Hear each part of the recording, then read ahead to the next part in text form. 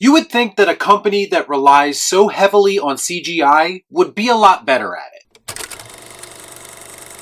Before I get started, I'd like to kindly ask that you hit the like button, and please subscribe to the channel for more content just like this. Come on. Do it! Do it! Of all the things that Marvel Studios has been taking criticism for over the past few months, I honestly think that their shoddy CGI is the most egregious thing. If you aren't going to focus on story and character, which should be your prime concern when telling any kind of story, at the very least you could make it visually impressive to make up for that. That makes sense. Yet all of their recent projects, everything from Spider-Man No Way Home, to Moon Knight, to Thor Love and Thunder, all feature below average CGI, and I can't fathom for the life of me why they are not putting more resources into it. And if you aren't going to do that, at the very least, maybe consider going more practical effects. Because even when practical effects aren't good, they at least add charm to your story. But better CGI and practical effects would ultimately slow the production down of the Marvel machine. We can't release 7 projects a year if we are paying attention to the details. Then why the fuck didn't you say so? Marvel's philosophy right now is very clearly quantity over quality. And as a cinema fan, that is of no interest to me. We have reports of CGI workers being both overworked and underpaid by Disney and Marvel Studios. And this is coming from people who actually work within the industry. And frankly, I'm inclined to believe those people. Do we really think that Disney wouldn't cut corners just to put out products as quickly as possible? Because they know people are going to watch them regardless, so why would they put in the extra effort?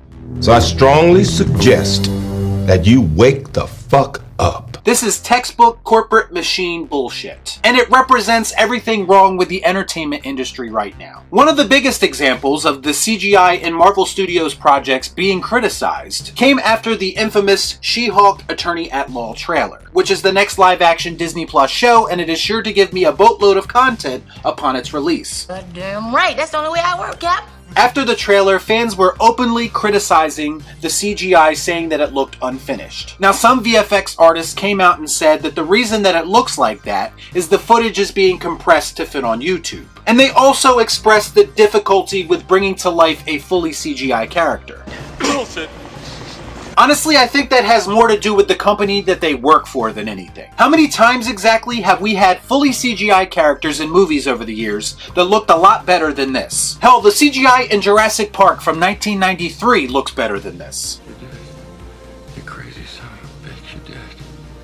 It shouldn't be that difficult to create a character like this given our technological advances. Even the show's lead, Jamila Jamil, spoke about the criticism towards the poor CGI and design of her character, saying, quote, "You'll get it when the show comes out, it fits her character." A what? Is there a fourth wall breaking story element to this show that's going to explain why the character looks weird to us, the audience? I highly doubt that, but I guess we'll have to wait and see. But now the director of the project herself sat down with SFX magazine to talk about the backlash. She said, quote, "I think a lot of the reactions have to do with the fact that she is so different than anything we've seen. When you think of Thanos or Hulk, they have a grisliness, a harshness, a bulkiness to them that is just so different, and when you see just a little pop of her, it's almost shocking because we haven't seen it before."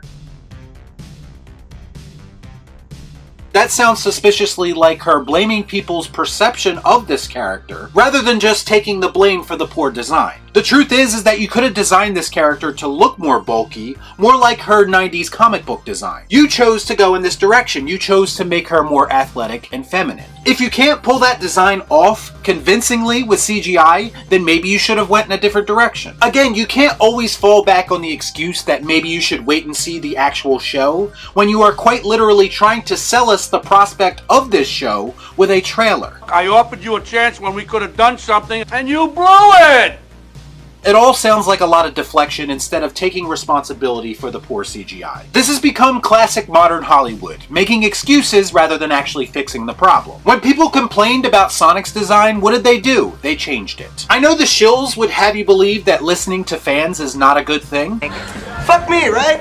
But oftentimes, the truth is that fans' opinions can point you in the right direction, especially when it comes to adapting beloved characters. And even more so when you're adapting beloved characters for the first time, like She-Hulk. First impressions are everything, and simply admitting that you made a mistake and you're going to make changes goes a long way to creating trust with your fan base. Trust. Primary ingredient in any relationship. Instead, it sounds like they're choosing to double down just to meet that precious release date. And this, my friends, is the difference between making something memorable and something forgettable. Y'all be cool. Right on.